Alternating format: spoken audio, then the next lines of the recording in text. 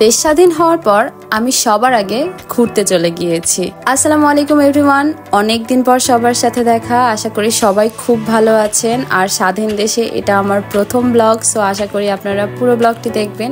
আজকে আমি ঘুরতে চলে এসেছি দিনাজপুরের দ্য গ্র্যান্ড দাদুবাড়ি অ্যান্ড রিসর্টে। অনেকের কাছেই শুনেছি যে এটা একটু বিদেশি ধাঁচের একটা পার্ক বানানো হয়েছে, অনেক উন্নত মানের। তো কি উন্নত মানের পার্ক সেটাই আর কি আজকে দেখবো এন্ড আপনাদেরকেও দেখাবো। পার্কের ভিতরে এন্ট্রির পরে এরকম একটা ছোট ব্রিজ পাবেন। টেম্পার্ড গ্লাসের তৈরি, ট্রান্সপারেন্ট গ্লাস ছিল, বাট মানুষের স্যান্ডেল কিংবা জুতা পরে হাঁটাহাঁটির কারণে এই ব্রিজের ট্রান্সপারেন্সি একদম নষ্ট হয়ে গেছে। একটা আর্টিফিশিয়াল লেকের উপরেই এই ব্রিজটা দিয়ে এন্ট্রি হচ্ছে। এই এরিয়াটাতে স্ন্যাক্স এর একটা ছোট শপ আছে, আর চারদিকটাতে অনেকগুলো সিটিংস এর ব্যবস্থা করা হয়েছে।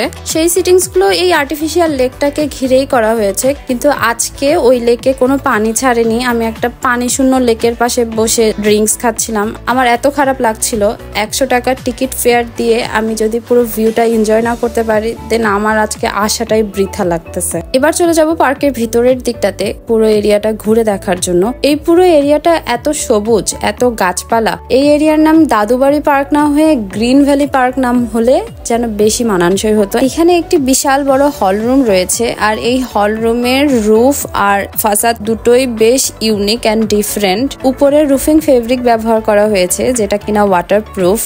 সো এই হল রুমটা একটু স্পেশাল হওয়ার কারণ হচ্ছে এই হল রুমের ওপেনিংস গুলোতে মেটাল কিংবা স্টিলের পরিবর্তে ব্যবহার করা হয়েছে ন্যাচারাল জুট প্রোডাক্টের তৈরি রোপ কিংবা দড়ি দিয়ে।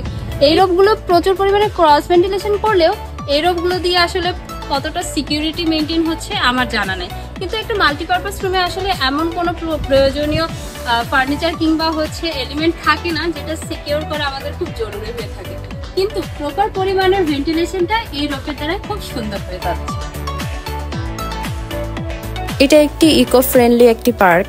এখানে আপনি ফ্রেন্ডস অ্যান্ড ফ্যামিলি সবাইকে নিয়ে আসতে পারবেন। অ্যান্ড এখানে বিভিন্ন রকমের ফাংশনস থেকে শুরু করে একটি পিকনিক স্পটে পরিণত হয়েছে। দাদুর আমলে একটি আম বাগান, যেটা আমরা দেখতেই পাচ্ছি যে প্রচুর পরিমাণের এখানে অনেক বড় বড় আম গাছ আছে, আর এইগুলোতে প্রচুর পরিমাণের আমও ধরে। মানে বেসিক্যালি এটা একটা আম বাগানই ছিল, কিন্তু পরবর্তীকালে এই সময় এসে এটাকে একটি পার্ক বানানো হয়েছে। এখন আমরা এসে গেছি ওয়াটার গ্যালারিতে। এই ওয়াটার গ্যালারিটা বেসিক্যালি একটা পুকুরকে আর কি সারাউন্ড করে কিছু ল্যান্ডস্কেপিং করা হয়েছে, অ্যান্ড কিছু সিটিং এর ব্যবস্থা করা হয়েছে অ্যাম্পি থিয়েটারের গ্যালারির সিটিং এর মতো। চারদিকের নিটনেস অ্যান্ড সবকিছু আপনার বেশ পছন্দ হবে। খোলামেলা একটি সবুজ পার্ক, ফ্যামিলিকে নিয়ে যাওয়ার জন্য একদম উপযুক্ত স্থান। এখানে তো ঘুরতে এসে আমার বেশ ভালো লাগতেছে, বিকজ সব সারাউন্ডিংসটা বেশ নিট অ্যান্ড ক্লিন। অ্যান্ড আপনারা মোস্ট অফ একটা পানির শব্দ শুনতে পাচ্ছেন, এটা পাশে একটা ওয়াটার পার্ক রয়েছে, সেই ওয়াটার পার্কের সাউন্ড। এটাকে 3D সুইমিং পুল বলতে পারেন। একটা সুন্দর পার্ক বলতে যেটা বোঝা যায় সেটাই হচ্ছে এই দাদুবাড়ি পার্ক। দাদুবাড়ি আসছি বলে মনে হচ্ছে না, বাট নামটার সাথে ভিতরে কোনো রিলেশন নাই। ভিতরটা খুবই সুন্দর, গ্রিনারিতে ভরা, ল্যান্ডস্কেপিং দিয়ে ভরা একটি পার্ক। এখানে আপনাদের অবশ্যই ঘুরতে আসা উচিত। এই পুরো এরিয়াটা প্রচুর পরিমাণে নিট অ্যান্ড ক্লিন, অ্যান্ড চারপাশে এত সুন্দর সুন্দর গাছপালা, সবকিছু মিলে পরিবেশটা অনেক সুন্দর। এখানে একটি ওয়াটার পার্ক টাইপের আছে, 3D সুইমিং পুল বলতে গেলে। বেবিদের জন্য মোস্ট প্রবাবলি। আমি ভিতরে ঢুকলাম না, আর মনে হয় আজকে অফ আছে, বিকজ এই সময়টা তো পার্কে বেশি একটা ভিড়ও নেই। অনেকদিন পর এত সুন্দর একটি সবুজ পার্ক দেখতে এসে খুবই ভালো লেগেছে। আপনাদের অবশ্যই আসা উচিত।